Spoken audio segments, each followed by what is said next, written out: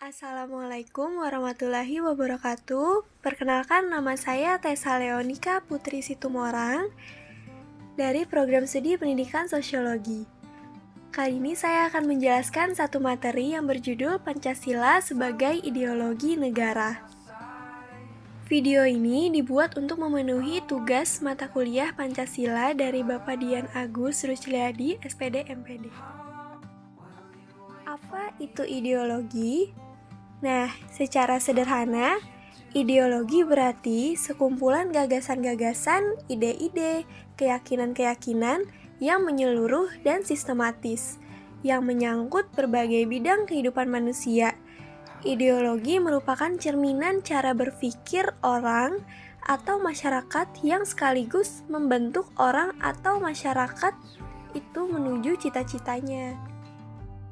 Lalu, fungsi ideologi bagi suatu bangsa merupakan dasar atau pedoman untuk mencapai cita-cita negara atau cita-cita yang menjadi dasar bagi suatu sistem kenegaraan untuk seluruh rakyat dan bangsa yang bersangkutan. Macam-macam ideologi di dunia. Yang pertama ada kapitalisme. Ideologi kapitalisme ini menekankan kepada penguasaan modal oleh pihak swasta yang dimana negara tidak berhak mengatur dan membuat undang-undang yang dapat mempersulit jalannya usaha mereka. Kemudian ada liberalisme. Ideologi ini menganggap bahwa setiap orang harus memperoleh kesempatan yang sama dalam mencapai sesuatu. Setiap individu berhak untuk menentukan sendiri berbagai hak umum seperti hak politik, hak beragama, dan berbagai hak lainnya. Kemudian ada ideologi sosialisme. Nah, ideologi ini dapat diidentikan dengan ideologi komunisme.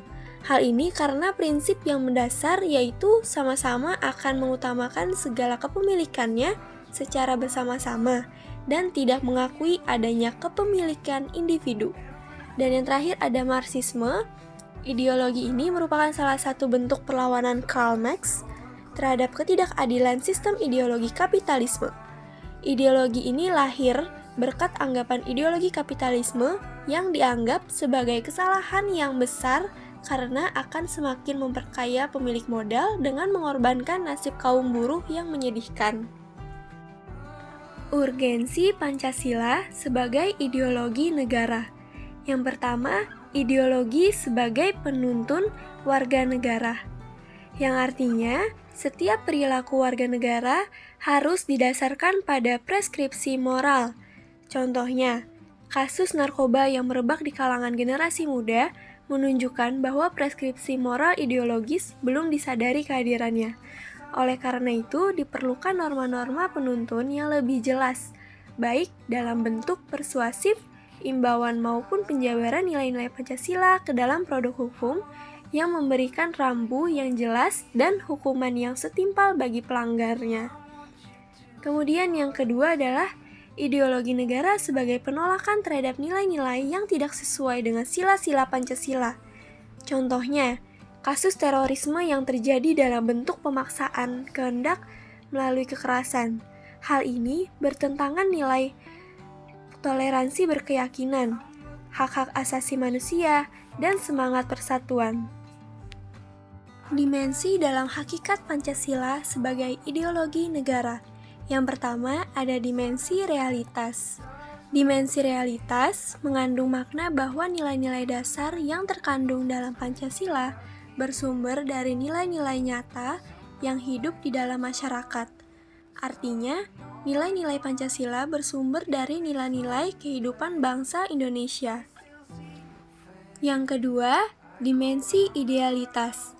Mengandung cita-cita yang ingin dicapai dalam berbagai bidang kehidupan bermasyarakat, berbangsa, dan bernegara.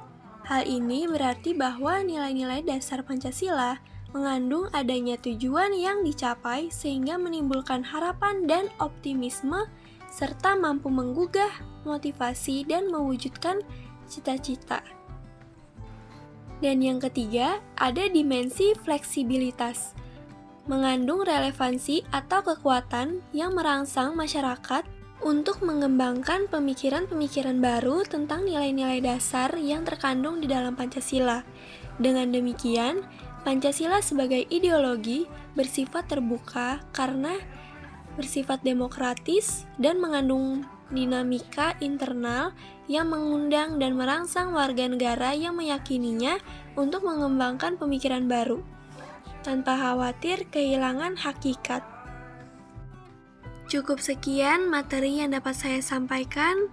Mohon maaf jika ada kesalahan dalam pengucapan, dan terima kasih sudah menyimak materi saya. Semoga bermanfaat untuk kita semua. Wassalamualaikum warahmatullahi wabarakatuh.